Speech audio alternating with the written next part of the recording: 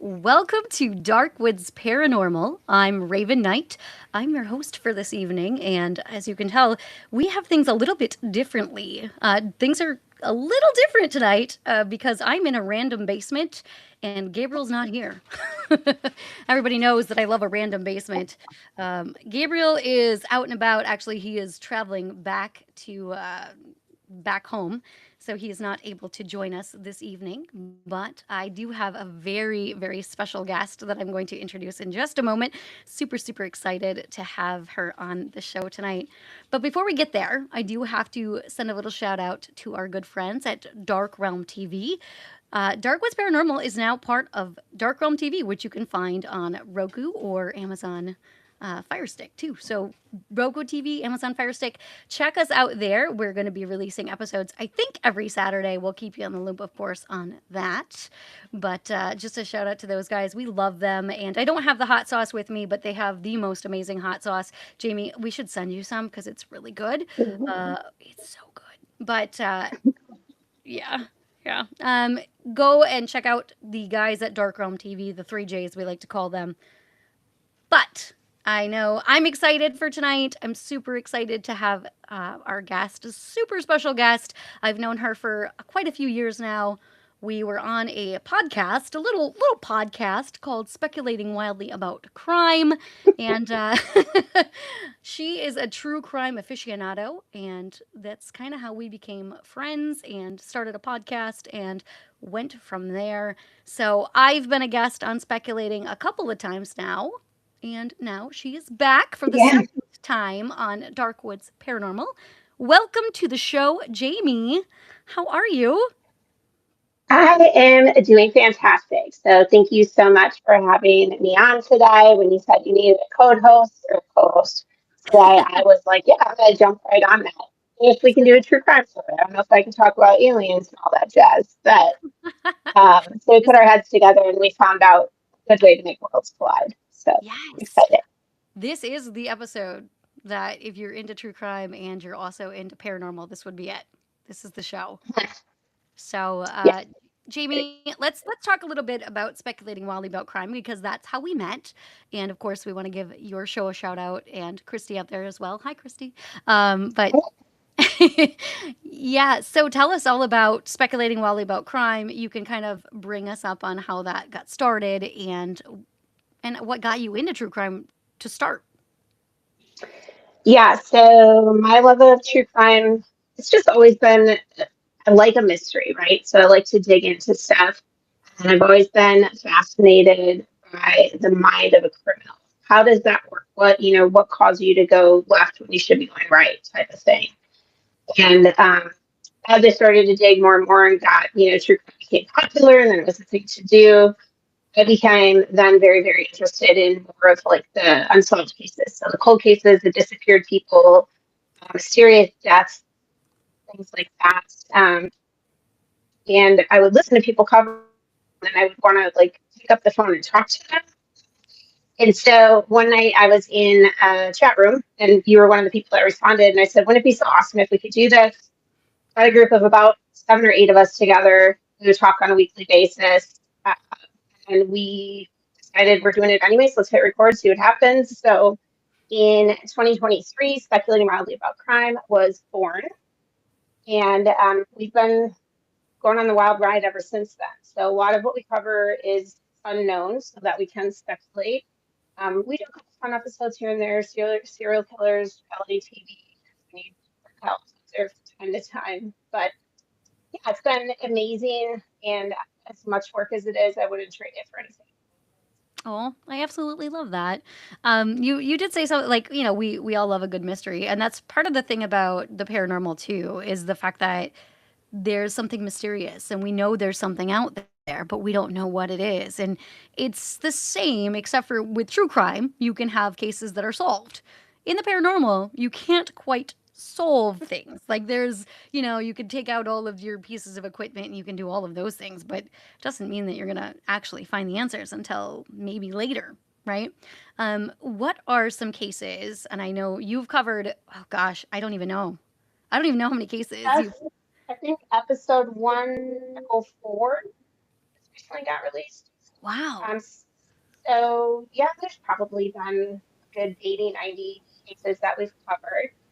Um, a couple, I mean, Brian Schaefer has always been my number Mm. one go-to. I feel like I'm a Brian Schaefer groupie.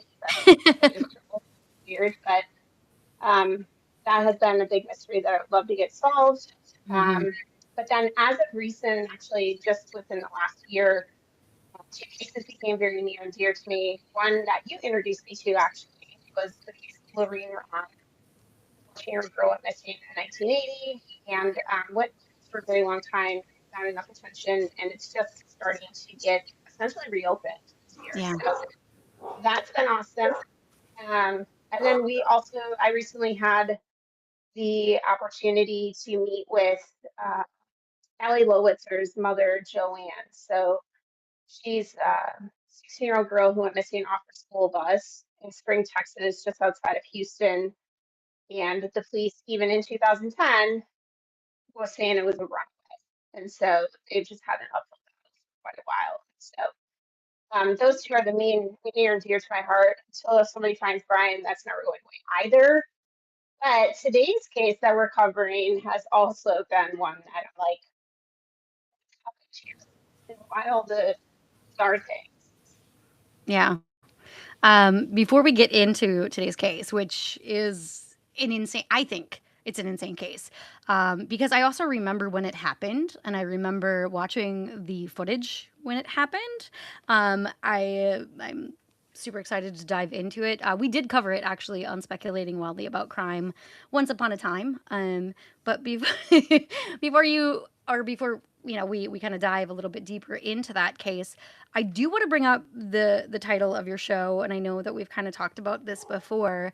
There is such a stigma when it comes to something like speculating, right? How do you, as a podcast host, and I know that you reach out now to families, which is amazing. You've been boots on the ground actually for a hot minute now, Jamie, and like reaching out to families and trying to get the word out and trying to like actually get, you know, not just you're not just speculating, you're also trying to help people, which I find amazing. And that's one of the best things that we can do in the true crime field. But how do you get past the fact that, like, speculating, oh, that's a bad rap. You're going to get a bad rap Right. for speculating about what happened. How do you do that?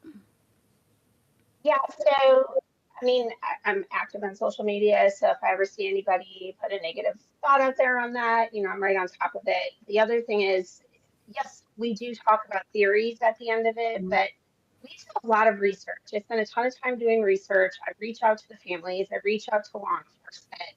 And so I feel like we are definitely bringing this out. And I think that's why I've been trying to do more of these interviews so that people see that we are real and we're not just out there spouting off crazy ideas. Um, but I also think, and I know maybe I'm not drawing a huge line here, but every case that does get solved, it's not like the police sit down and they have every single answer sitting in front of them. So they, in a sense, have to speculate about what about this place? What about that? And you do have to look into those different avenues. And so if nobody ever theorized or speculated, we wouldn't get crime solved, That's in a my opinion. very fair. No, that's amazing. Actually, that's a really fair point. And I've never really thought of it that way. But you're right. We all in the beginning are just speculating, and then sometimes, unfortunately, at the end, as the tagline at the end of your show is, all we could do is speculate, right? So yeah, yeah. Sometimes that's all you're left with. But I just wanted to kind of bring that up because just with the title of the show, like it might put some people off. And I don't want people to be put off because I know that you are doing the work. And especially like you and I have been doing some of the work with the Lorraine Ron case, which, if you follow me personally on social media, not just on Darkwoods, but personally, like I am very about that case. And whenever we have updates, we'll definitely, I post them or I share something that you posted or whatever it is. So we're both looking for the answers, especially in that one. So 100%. Yeah, I mean, you're always going to get a bad rap, but I dare you to listen to 10 episodes of any true crime podcast out there, and everybody gives their thoughts and opinions. So I just yeah. said that's exactly what we're doing. Um, Tonight, though, we'll speculate wildly about true crime and also paranormal. Um, Yeah. because this case that we're going to talk about is the Elisa Lamb case. And whew, what a case. The reason why it ties in, and I mean, maybe people don't know much about the case, which is why they're listening in here, but it ties in because there's not just the fact that somebody went missing, not just the fact that, and maybe spoiler alert, she was found, but it was in the way that she was found and the mysterious footage, which hopefully we'll be able to share in just a minute here. But can we dive into the Elisa Lamb case, Jamie? Absolutely. So, as Missy said, we did cover this very early podcast days. So this was episode 7 of Oh my whatever, God. 100, 304, right? So That was epic. very early days. Please Wow, that don't was a judge long me if time you go ago. back and listen to that because I did a lot of learning and getting better over the years. I actually like watched part of that and my hair was completely different. And you go back and watch Oh, any of those videos, I'm like, wow. yeah. Wow. Yeah, I look completely different. Okay. I'm sorry, go ahead. It was very interesting. But so yeah, for those of you that don't know the case of Elisa Lamb, it is tied to the Cecil Hotel, which is Mm. near Skid Row in LA, Los Angeles, California. And there's always been a ton of paranormal activity, theories, thoughts linked to that particular place. Um, but Elisa was actually a resident of Canada. So she was 21 years old and just decided, I think she maybe just graduated or finished a semester of school, but told her parents essentially, I want to go on this cross country trip. She had about 5 or 6 stops planned out. Um, and she really wanted to get to LA and all the like the big places in the US essentially. She was going down the West Coast. So she's from Vancouver, made her way into California, and I believe LA was either her second or third stop on the trip. And then, oh, by the way, this all happened in 2013. So for those of you that don't know, so yeah, she last was seen January. Can't talk today. January 31st of 2013, and she was last seen at the Cecil Hotel. Unfortunately deceased, and we'll talk about leading up to that. But she was deceased in the hotel property. Yeah, yeah. So before we get into that, now the Cecil Hotel, which I believe has actually closed down now. I think they shut that down a couple of years ago Yeah, because I of want to all say of you're the, right. yeah. And we can't get in there. I would try, but I don't think we can get into there. It is known. It was a hotbed for paranormal activity, but also like really messed up stuff. Like the Night Stalker, Richard Ramirez, for example, would commit his crimes and then go back, and he would be like covered in blood and go Yeah. back to the hotel, and no one stopped him. Which, hello, like, there's like obviously, Wasn't it like half hotel, half residence too? Like almost like low income housing. yeah, So that's maybe why they turned a blind eye to some of that kind of stuff. that could be, and the fact that they were on Skid Row, that also could be. Yeah, they're just like, okay, we don't see anything. But, so not only like was the place known for having hauntings, but also known for having like bad mojo jojo, I would say, which in the field that I'm in now with doing paranormal research and those kinds of things, like we know that certain places will hold those Mhm. energies and keep those energies. And I think when we dive a little bit deeper into what actually happened in the story, we can kind of touch on how that might have affected Elisa's actions because I remember when we covered this episode 7, which is crazy, Jamie. Episode I was, 7. I was like, oh, I think it was like 20 something or 7. Wow. Yeah. Okay. But when we, I'm pretty certain that that was something I had mentioned at that point too about how Mhm. like negative things that happen in certain places, and we know like, or not just negative, but so many traumatic events or events like wars and I know like the Alamo, for example, or Gettysburg, like they have all of this energy that's just kind of built or pent up there. And then eventually, I think there was at least one woman that died by suicide there, jumping out a window, and then another woman, either the baby unfortunately was born dead or something happened to it like shortly after she gave birth in the hotel. yeah. So there is definitely a lot of just negative energy in there for sure. Yeah. And then not just, I'm not going to remember his name, but there was another serial killer that kind of ventured into the Cecil often as well. Um, I'm reaching. I'm thinking it's Ian, but I don't know. Right? Don't quote me on that. That's just digging in my memory from a long time ago, apparently. But yeah, so I mean, all of that. Bad Mojo Jojo. So let's talk a little bit. So Elisa, I know she gets to the hotel, right? And she's living with, or not living, she's staying. I don't remember how long she was supposed to stay in this hotel for, but she was staying in the hotel for a little bit, but she's with other people because it's not like she Correct. had her own room at first. Right. So, she's going a cross country trip, and so she's trying to do everything on the cheap as much as possible. And so this hotel had shared rooms. So I think she was in a small room with two other women. And I Mhm. believe she was only supposed to be there like 2 or 3 nights. Again, forgive me, I've got notes down here, and so I'm trying to make eye contact with you all as much as Really fine. possible. But yeah, so I want to say like 2 or 3 nights because she was supposed to be checking out the next day or the day after. Um, there was a little bit of a language barrier, I believe, with the two women that were in the room, Mhm. and they also had a lot of complaints about Lisa. They said at one point she was argumentative, she was loud, she was weird, and they just didn't want to be in a room with her anymore, essentially. And so the hotel staff, I think, ended up giving her own room or was in the process of doing it at that point in time.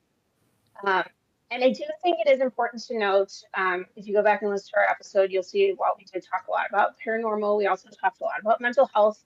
Mhm. And I think Elisa was officially diagnosed with bipolar Yeah. disorder.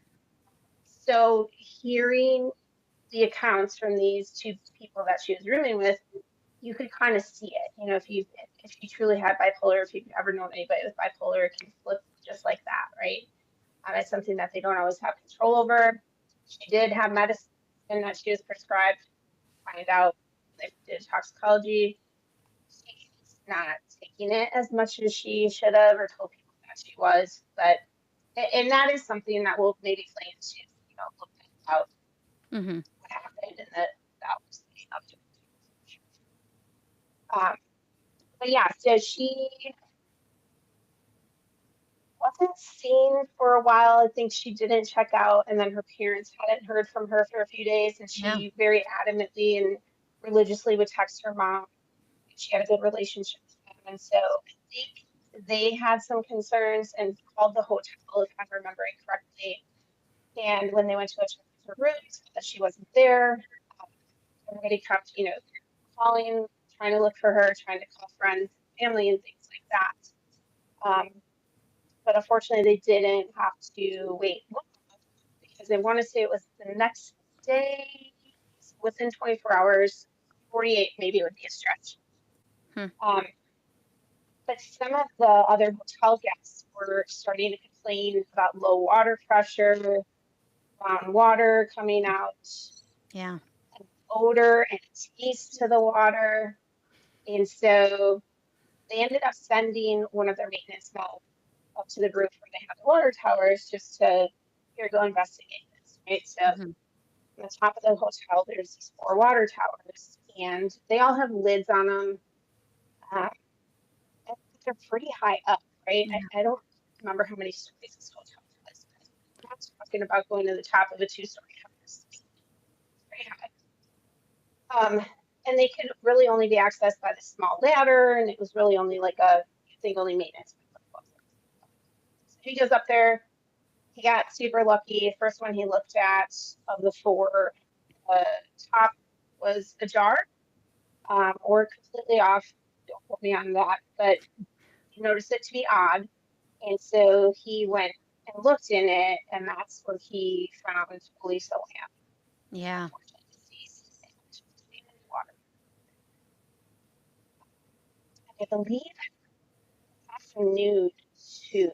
She was, I believe. So, as if I remember correctly, I thought her clothes were also folded or something like that. If I feel like that was that case, but I know she was nude or mostly nude, um, and I thought for some reason I thought that the cover was like because they had searched. She was missing for some time, and they had searched and they couldn't find her in the hotel. So, Yeah, you know, if they had searched up there, they didn't search in the water tower, and if her clothes were folded and placed somewhere, they hadn't found those either. So, yeah, yeah. I mean, I don't fault them for not looking at the water tower when you're searching the hotel yeah, because nobody would ever think like, oh, maybe she's in there, until you listen to this case, and then you're always going to search the water tower, yeah. right? Well, now you, Um, yeah. yeah. If you ever have low water pressure and your water, you may call right too. Oh gosh. I just feel bad for the people that were using that hotel at the same time. I really do. Like, oh, I can't even imagine. Like, It's traumatized for life. That woman that like called it in, right? Like, hey, my yeah, water's and then to find out why. my water tastes weird. Yeah, yeah. So let's yeah, I mean, it was crazy, but when we had talked about this in like initially, and the covers of those water tower or of those, what would you call it? Water, you're calling a water tower, but It yeah, looked like little water towers, but it was like their water storage for the hotel. I don't know if that's standard practice or if it was back in 2013, but they right. just had their own water supply. So, but those covers were super heavy. And she So, was tiny, like yeah. maybe 100 pounds soaking wet. Pretty, yeah, So she would have pretty had remarkable. right, like she would have had to climb to the top of this water tower, take all of her clothes off, climb into the water tower, and then I think you're right. I think that the lid was maybe a little ajar, but like it was pulled over enough where we were like, how? How would you do that, and why would you do that? And and we can kind of we'll maybe dive a little bit into that, but it was just such a weird it was just such a weird thing, and that's why this case is such a mysterious case as well, because I there's think, no reason for that. and the actions leading up to it too. I was sorry, I was just looking because I want to say I did find it. So she was and the last clothes that she was seen in surveillance floating in the water. So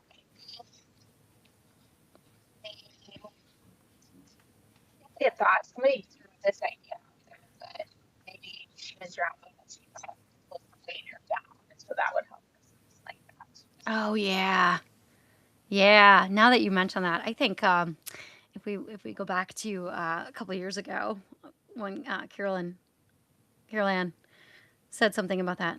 Yeah, yeah. Maybe that. It was. I mean, I don't think that that doesn't make a lot of sense, but clothes do get heavy. They do get heavy when they're wet. So, but I would think if you're trying to tread water, it'd be almost impossible to also then take off your clothes. Don't you think? I'm saying, like, actually, there's no way, like, unless you're just giving up. But then I don't know, maybe it's just the vanity in me. But I would be like, well, if I'm gonna die, I definitely don't want to be nude when they find me. So forget it, right? Um, yeah, it's just I don't. To me, it's hard for me to get there that it was a decision that she made. All of those choices on her own to climb up to the roof, to go into the water tower, to completely strip down. Right. It just doesn't. That's it was what it there's a lot of things about this case that never really made sense, and I will say, and, they did come to a conclusion on the case. However, it's not a conclusion that I loved. So, yeah, air quotes. It was, yeah, case closed. We solved it. But, I don't know, there were so many things about this case that really just didn't make sense. The other thing was to get up to the rooftop, that door was a locked door. That's right. But they did later have somebody confess that the maintenance workers would go up there and smoke cigarettes, drink beers, whatever, and a lot of times would leave it open, so they couldn't confirm whether it was locked or not this day. I don't believe. But that was another thing. Like it wasn't a fancy rooftop bar or anything. You're not going up there for fun by any means, right? Right, right, exactly. So, all right. We have to dive a little bit into the fact that there was a super creepy video that came out, like right when she went missing. So, Elisa went missing. I want to say this video came out before they found her body. Yes, because they did. I mean, one thing that the LAPD did do is they got on this right away. So it was on the news right away. The police came to the hotel to do the search. They released the surveillance video. So they Mhm. asked the hotel, lucky she was staying at a hotel, so we had surveillance. And they released some video of her going in and out of the hotel, pretty normal. But then the infamous elevator Mhm. that drops, and that really made everybody say, "What's really going on here?" Exactly. And I remember when that came out. So 2013, that was on like the major news stations. I want to say like they had this out and about like, and I remember watching it and I remember being super, super creeped out about Mhm. this video. And so some of you might have seen the video, some of you might not have. I'm going to try to share it with you. So let's see, let's see if we can I do that. feel like we have to with this case. Like Oh my gosh. you can't do it any justice by describing it. I mean, we will if we have to. But I mean, okay. All right. Can you see that, Jamie, on your end? Awesome. So I'm going to give credit to the person who actually that I'm posting from. This is a Dennis Romero on YouTube. He's got a bunch of subscribers, so we're just going to post this and give him some credit because this is his video on YouTube. But I'm going to let this video play, and then maybe we can talk a little bit while it's playing. But those of you out there that are watching this right now or watching this later, you can kind of see what we're talking about when we say, this is crazy. Mhm. So I'm going to expand this a little bit. So there's Elisa, and she's getting into the elevator. And and I think she pressed more than one floor, and then she's like in the corner of the elevator, like all the way back. Yeah. So this is the part where we're like, okay, so what is she doing? This is not, normal behavior. She looks like she's kind of hiding right here. She's she's That's kind what of it is. around the Right? She corner. kind of head out, went both ways, and then came back in the elevator. Almost like it looked like she saw something or somebody that she's trying to get away from. Mm-hmm. So she's still kind of just hanging out. This would be me if like I knew somebody was, and I said this before when we covered this case, like somebody was like following me, or if I was trying to avoid somebody, or if I felt like, you know, somebody was coming. I'm just kind of watching around. Yeah, but then she gets bold, and you see here now she's all the way out of the elevator. And how Yep. this elevator door is staying open this long is also like creepy to me Yes. as well, right? Now I work with elevators every day, and elevator doors do not stay open that long. And normally I have to stick my arm out or my foot out or something to keep that door open. But this one, yeah, not closing at all. Yeah, and even when she's outside of the elevator, there's nobody else in the elevator, so it's not like somebody's pressing the door open. Okay, now she's here pressing all the buttons again, like all Which of them. And I want also there's like doesn't 10 make floors. sense. Why are you pushing all the buttons? I guess maybe you're just trying to get the door to close, possibly. But yeah, she's stepping out again. So if we, I mean, this isn't fun to do, but if we want to say this is a normal instance here, maybe she's trying to have somebody get help with the elevator, and that's why she keeps going out and in. But then why do you hide? Right. Right. That doesn't make sense. And then we also noticed before, like what she's doing with her hands right here. She's doing some weird movements with her hands. And if she's standing there by herself, that doesn't make sense. If she's standing there and talking to somebody, like we don't know that either. And she does step completely out of frame here for a second. So that could lead you to believe, and again, we see nobody else on this video, but if I want to debunk stuff, it could, her going off the screen right now could make you think that she wants to talk to somebody, maybe they're down the hallway. But again, the elevator door is still open, and I'm just going to dive in. That's not normal. Nobody's in it, and now it's finally closing. So yeah. at least it did not get back in. So what happened to her after that? We don't know what happened between this point and then the fact that she was, found up in that water tower. But now there's nobody. So it closes and then opens right away. Because I think it's going to stop at every floor where she gets pressed back. Yeah. It would. And so this was the video. This was the infamous elevator video, which I remember when I first saw that. I'm going to come back here. But when I first saw that, I was like, okay, what is going on? And it was the weird arm movements. It seemed like she was scared of something or hiding from something or somebody. What were your initial thoughts when you first saw this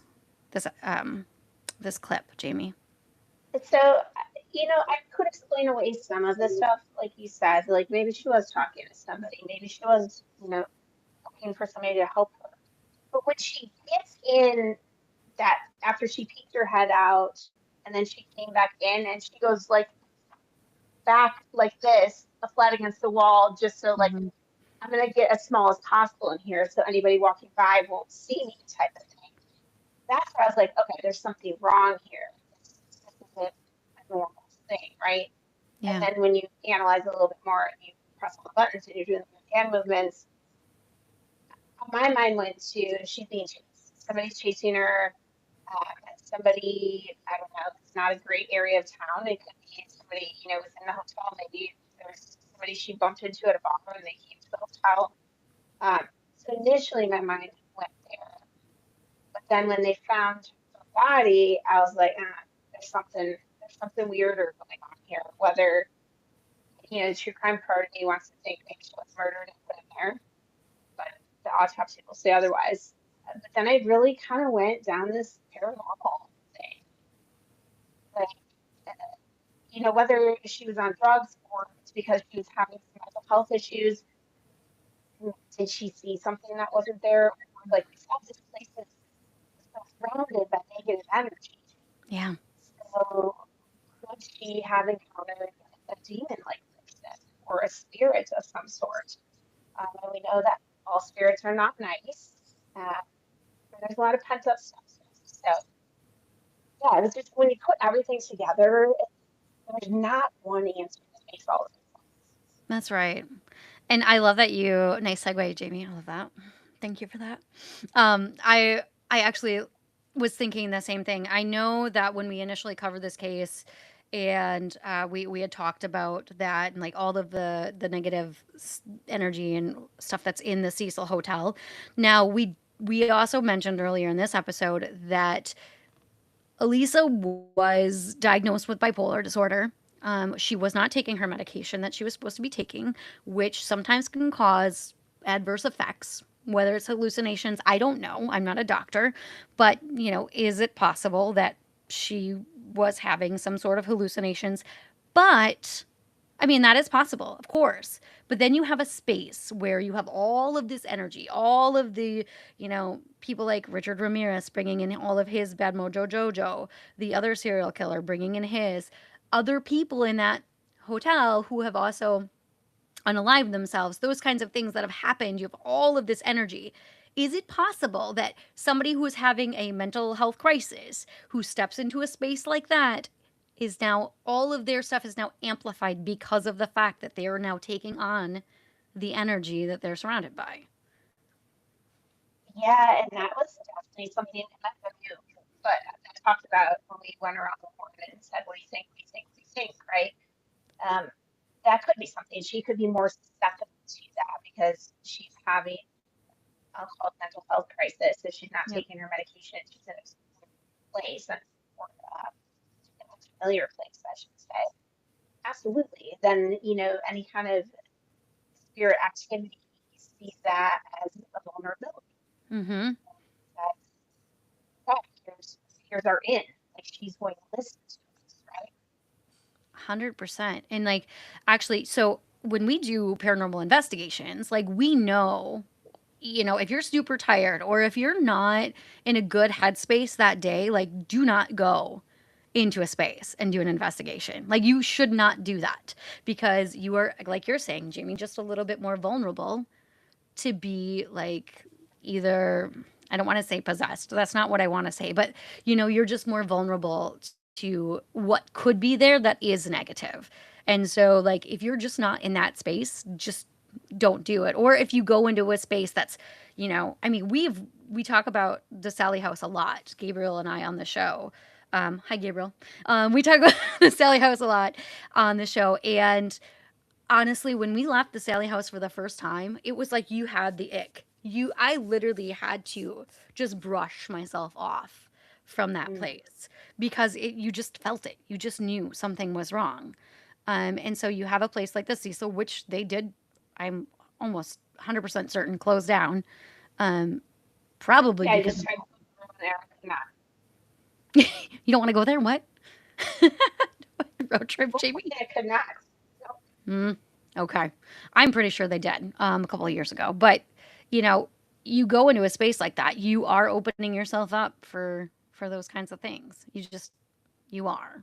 So, and she had no way of knowing that, of course. She didn't know probably the history of the Cecil. It was just one of these very, well, probably cheaper, but also famous hotels. Like, a Mhm. lot of people stayed there. A lot of things happened there. So, she had no way of actually knowing what she was walking into, if that's what actually happened. But She's not from the U.S. either, so I don't know how much you know would have shown up about the hotel Canadian names. And yeah, that's so true. if I'm innocently, where do I stay in LA? That's not gonna take all my money. A lot of people talk about this hotel. Sure, they say Skid Row's weird, but whatever. I'll go with it. I'm just there for 2 nights. Sure. So, you know, paranormally, like, I 100% believe that the Cecil is haunted. I have never gone there. We obviously can't get in now. But just because, again, all of the energy, all of the things, all of the experiences that people have claimed to have had there, your traditional paranormal experiences like footsteps and disembodied voices and cold spots, all of those, of course. But I'm sure that there's probably a ton more that we don't even know about. But I wanna dive in because, on Speculating Wildly, we always speculated about other things, not just the paranormal. There was the speculation that it could have been, somebody taking advantage of the situation, for example. Yeah, so I think I talked about that a little bit, and it could be again, it's a seedy area. Somebody sees, oh, she's alone. She seems a little off. This will be an easy target for me, type of thing. Um, and where that made sense to me was okay. That helps me get to her being in the water tank because to me, her climbing in there by her cord is hard, and then that also explains the nudity to me as Hmm. well. However, unfortunately researched way too many cases to know that we can't 100% trust autopsies. But I would say a statistician, but I would say it's more than 90% of the time, right? They have one job, they typically do it fairly well. Hmm. Um, But in this case, they said no sign of trauma, no foul play, we're ruling this an accidental drowning. And the only thing to note that we talked about earlier was when they did the toxicology, I don't think any other substances or alcohol came up, but they did tell that she was not taking regular. Right. Then that they were back to pure normal. I think whether she saw something or she heard voices that told her to do something, maybe she was clearly trying to get away from something. Yeah. We look at that elevator video. That is not her even like under the influence of something. It's definitely like fear and hiding. And there's concern there, right? Mm-hmm. So that made me wonder, like, okay, did she visibly see some sort of spirit, or did somebody tell her that these people are chasing her type of thing? And so she's got that in her head. At that point, maybe I can get to, okay, I'm going to go up to the roof because that's the only place I can escape this, or they're telling me that's what I need to do, or I'm going to find solace in this water top. Yeah. I don't know. You can tell me one fact, and I'm like, yeah, and not a lot of cases do this for me, but I can see a lot of different avenues. I can ping-pong between these two things quite a bit. I will say it is not disgusting. Yeah. Um, so I always wonder because if you watch horror movies now, I watch a lot of horror movies. By the way, I just watched Obsession last night. Anyway, that being said, just the way like that. Now we're talking about the Elisa Lamb, and so the girl in the movie Obsession, she like goes between like where she's okay, but then she's absolutely bonkers. Um, yeah, yeah. That's I for some reason like so we're talking about this case. I'm like, really? I'm thinking about the girl in that movie where she would be okay, but then not okay. Kind of like that bipolar thing. That's kind of why I Or brought like it up. schizophrenic or dissociative disorder, DID, where you almost have multiple personalities, but multiple personalities almost makes it sound too juvenile. Like I think Right. it's more than that. Yeah, I agree with that. But well, yeah, and the girl in the movie, she didn't have any of those. She was just kind of cursed. But all that to be said, like, why in horror movies do they always run to the roof? Like, where are you going to go from there? Why are you going to the roof? Go outside. Go out the door, not up the stairs. Like, why are you going up the stairs? There's nowhere. Where are you going? I don't understand. I Well, don't get maybe it. it's because everybody in one is susceptible to bad energy and that they're being told to take them out. That's my new theory. Everybody in a horror movie has paranormal encounters. I love that. Yes. Yes. So I don't 100% remember where you landed when we did this case and what your ultimate speculation was. I think that was pretty much. I mean, that's the thing about this. Like, so we've pretty much covered what the case was. The fact that she went to this hotel, she wasn't taking her medication, she then went missing. There's this weird video with her in the elevator, which was just didn't make any sense. She's gone for a couple days, and then they find her in the water tower nude. Right, that's the case. Actually, we should probably tell before we get into what your speculation was at the time. We could probably tell everyone what the police and the autopsy and everybody like came to the conclusion of, which Yeah, so again, because there was no, I forget the word they use. I was trying to see here, but no any kind of trauma. Like there's no contusions, there's no stab marks, there's no strangulation, anything like that. So they ruled out foul play due to that. mhm. And they said she likely had a mental health episode due to her not taking her bipolar medication. And this is an accidental drowning and an unfortunate thing that happened. and then there was just no more looking into it. Like Ellen Greenberg, that's another one where they're like, oh, no, she Oh, that, unalived herself. That's it. And I'm like, what? at least with Ellen, they reopened that case, didn't they? I just shut it again now. Ugh. Yeah. Yeah, now that you say that, I remember that part, but which didn't make any sense because people don't stab themselves that many times, especially in the back of their head. But See. anyway, But I mean, if we rely on what they say, I guess everything goes to that, right? So because you told me in the autopsy, there's nothing, no harm to her body. She's in here. Clearly, she drowned. She has no other substances in her system. She's got mental health issues. This is what happened.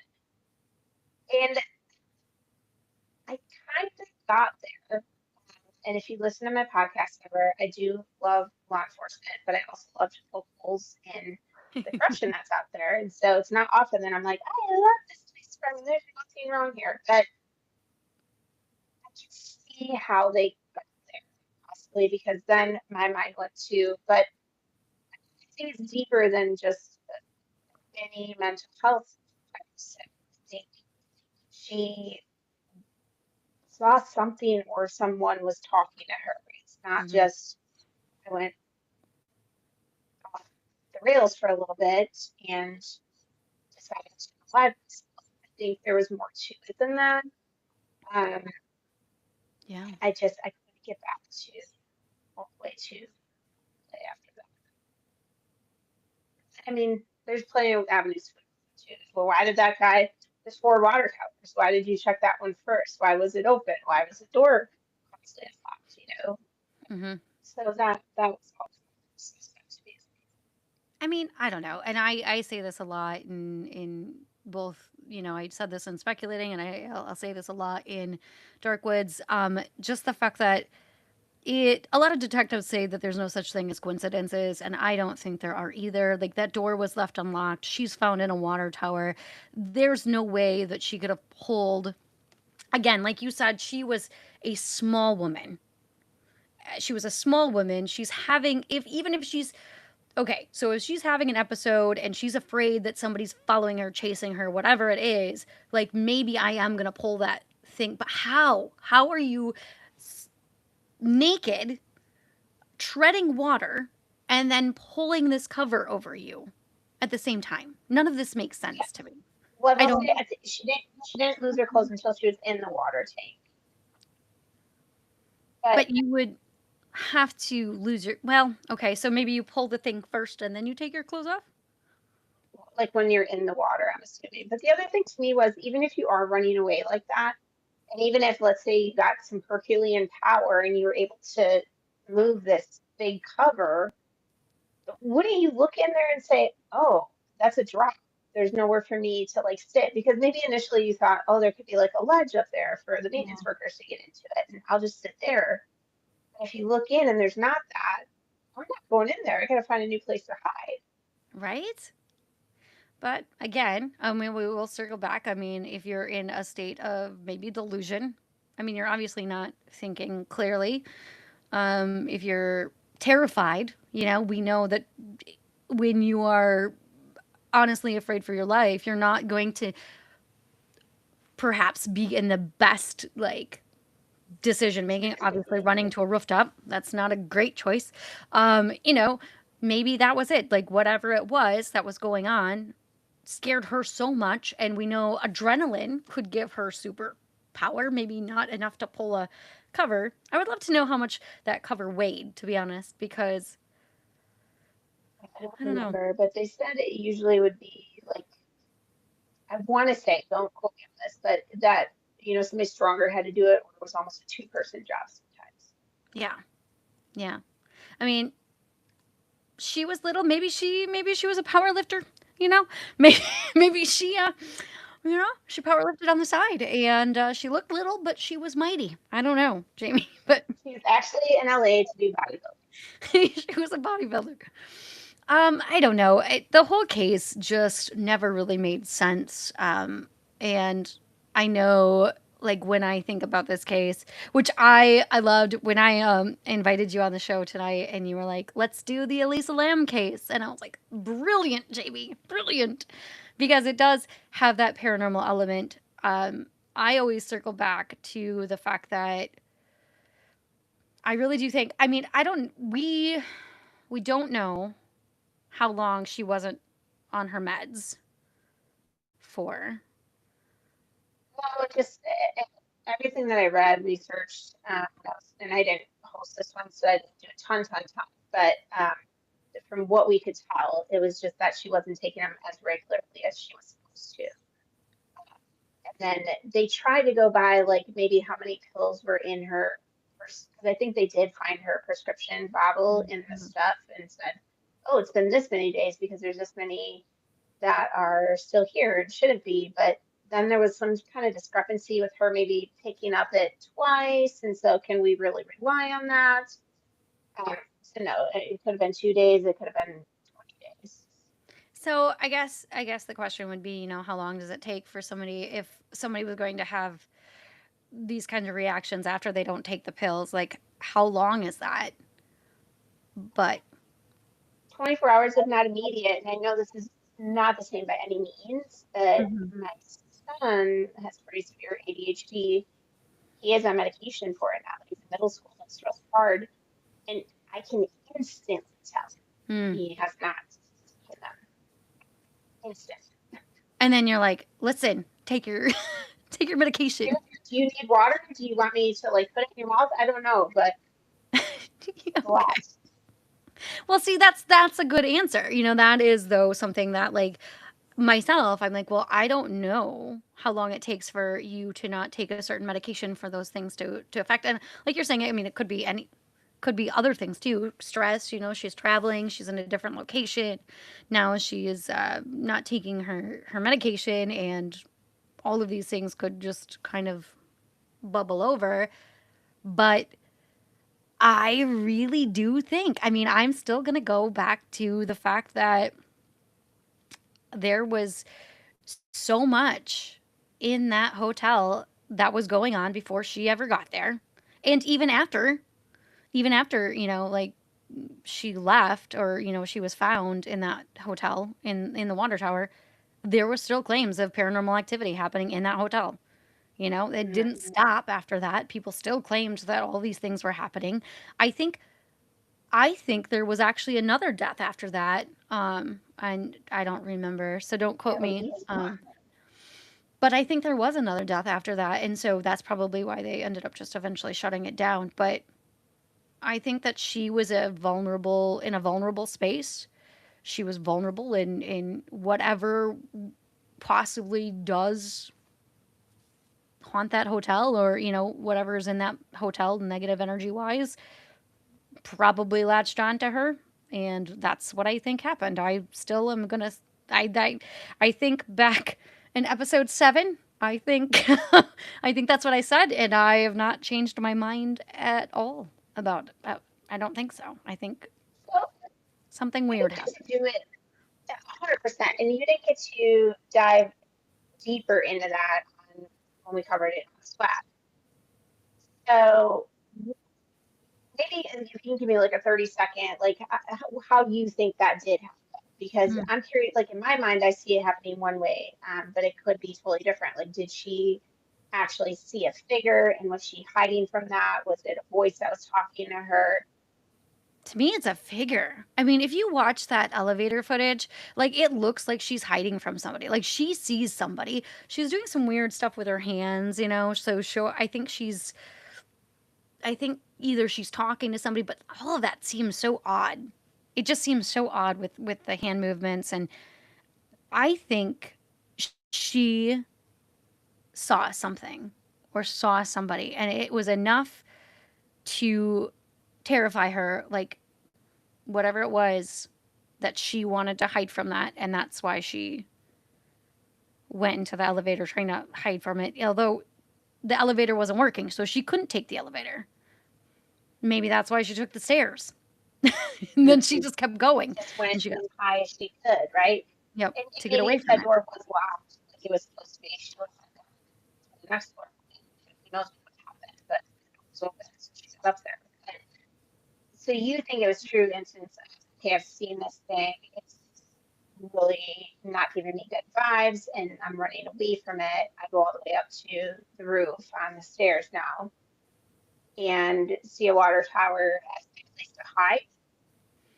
I don't know why she would pick the water tower. I think maybe if there was nothing else on the roof and she seriously thinks something's chasing her or somebody's chasing her, she has nowhere else to go. So that's the only reason you would pick that water tower to go into. That's the only thing you would do because you can't go back down on the stairs because the stairs are dangerous. The elevator wasn't working. There's no other place to go. Yeah, and I don't know if the fire escape when I was outside.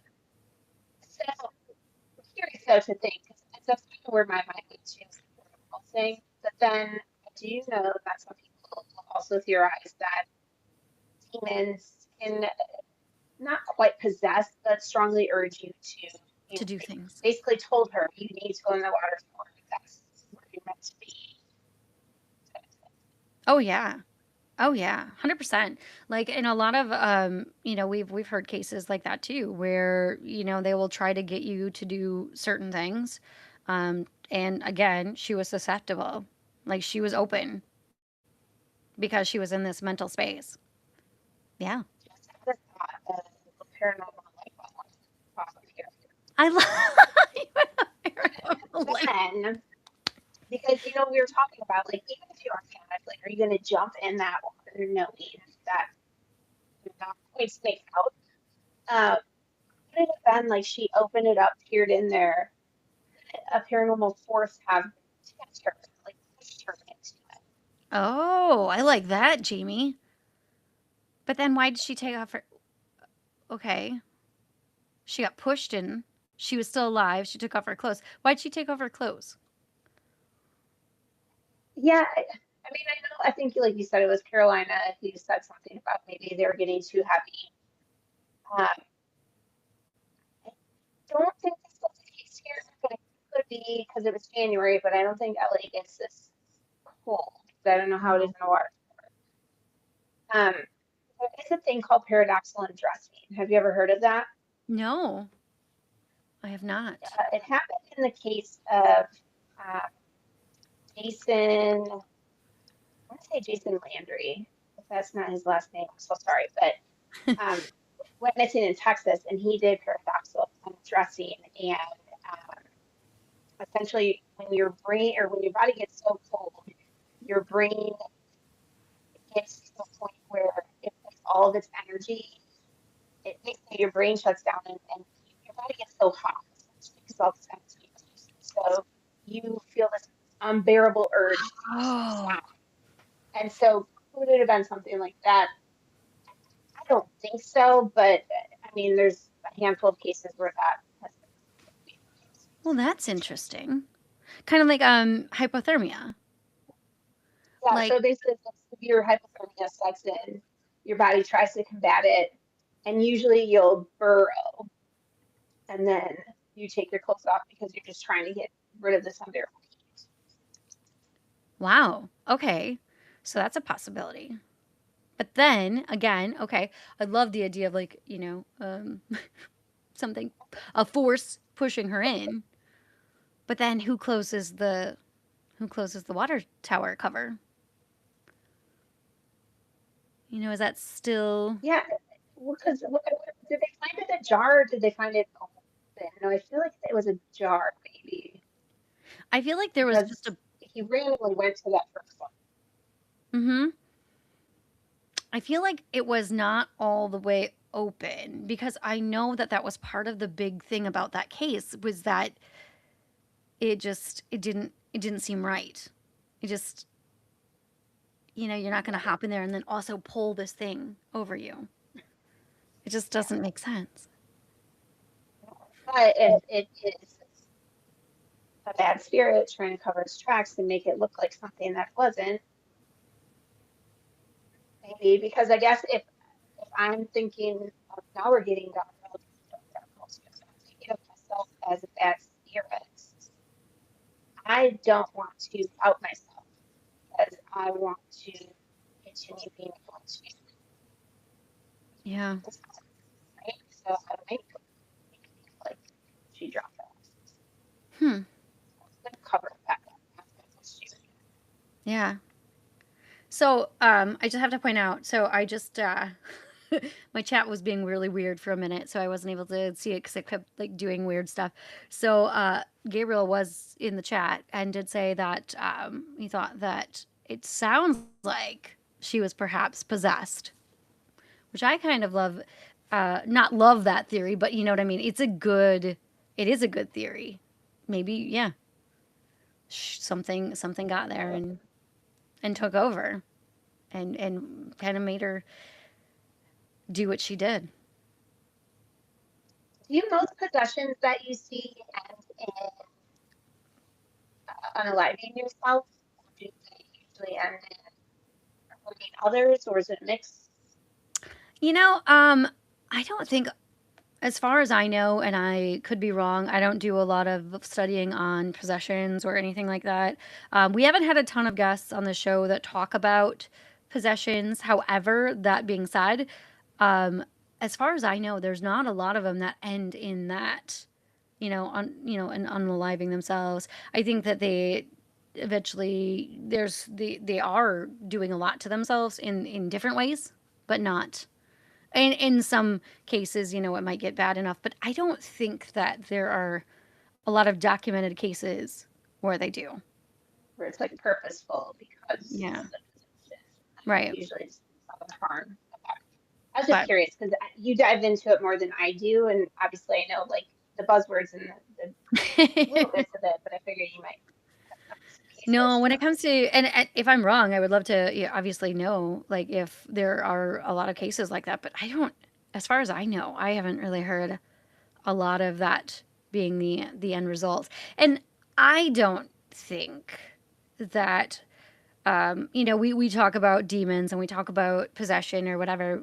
Um, it's not as prevalent as people make it. You'll watch like a The exorcism or something. ghost hunting shows, and that's all it is demons. And we know that's not always the case. Not every haunting is going to be a demon.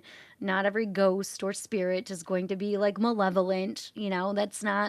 That's not it at all. There are some, of course, but that's not it's Not not normal. as Hollywood Not makes that it. common, I should say. Yeah. Yes, not as common. However, that being said, I mean, if you do go into a space that holds a bunch of negative energy and you are susceptible, things can happen.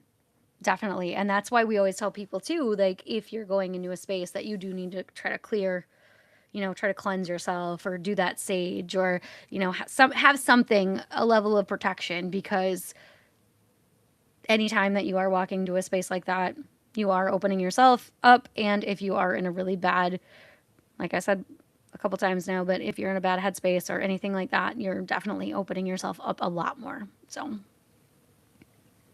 PSA, PSA out there, don't do that.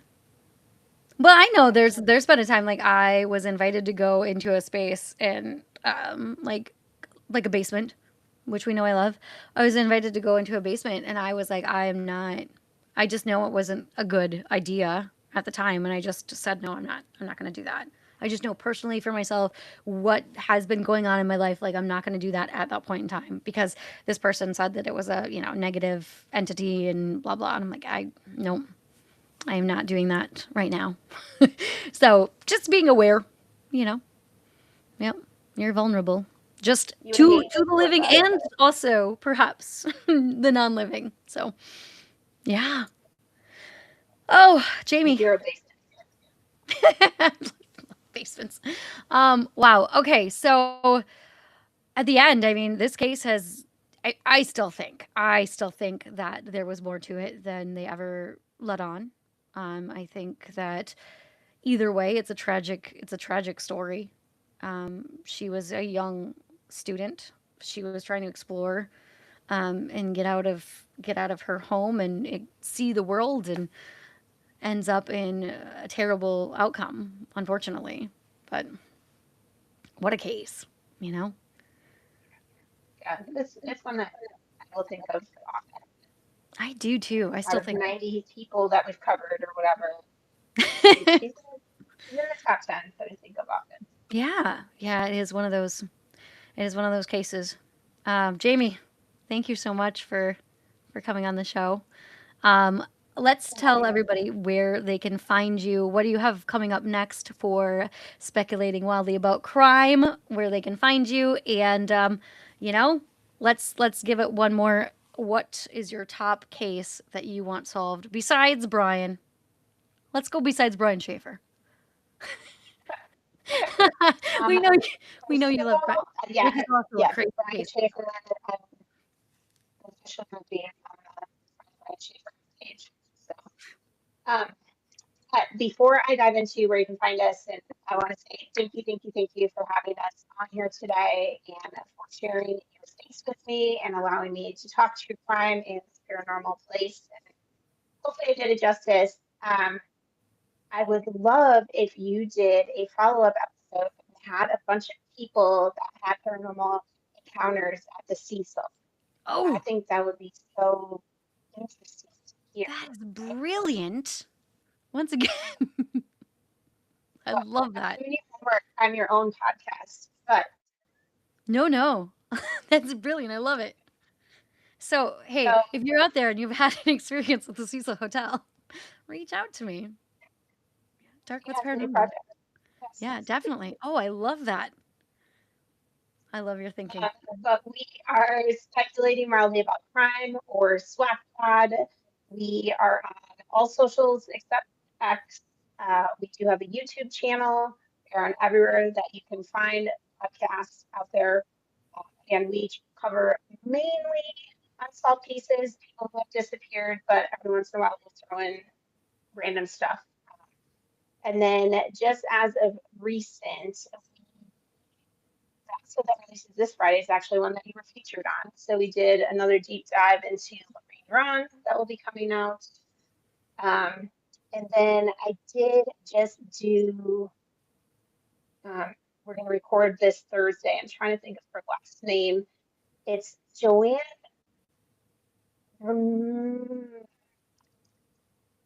Ramirez, Rivas or something like that. But again, very similar to this. They said that she not quite as much paranormal, but they said she unalived herself. The circumstances that she would have to do it crazy. Hmm. They did find her body, and it's probably going to be a 2 or 3 because it's wild. So Wow. tune into that in a couple weeks. Wow. Um, and yeah, hopefully we can get together again at some point. I could hop on if you have the Cecil paranormal activity. I think that would be really fun Yes. to dive into. I'm going to have to find a bunch of people. Hopefully, somebody has a story to share because, gosh, I love that idea. I would love to hear any other experiences people have had at the Cecil or even haunted hotels. Like, that's a good. Mm hmm. Stanley's out there, the Stanley Hotel. Yeah. So maybe Have you we all need to done the Pfister? have a what? Have you all done the Pfister in Milwaukee? No, no, we haven't. No, but my brother is super funny. He sent me a video or like a TikTok or whatever it was that the Brewers always send their opposing team to the Pfister because they have paranormal experiences there and it Yeah, messes them up before a game. And I'm like, that's yeah. hilarious. There are a handful of baseball players that will not stay there. I worked across the street from it for like almost 10 years. Oh wow. But yeah, there is baseball players do really stay there, and there are some that will not stay there. And even searching, there's some videos that you can find out there. So listen, maybe one of these times I'm in Milwaukee, we've got them. And yes, Gabriel for sure too. All right, let's do it. Okay, so you're gonna have to let us know Again, when these, we're in Milwaukee. We're on our way. Let's yes, do it. Oh yes, we'll take you on a paranormal investigation, Jamie. I would love that too. Okay. Well, I want to say thank you as well for being on the show.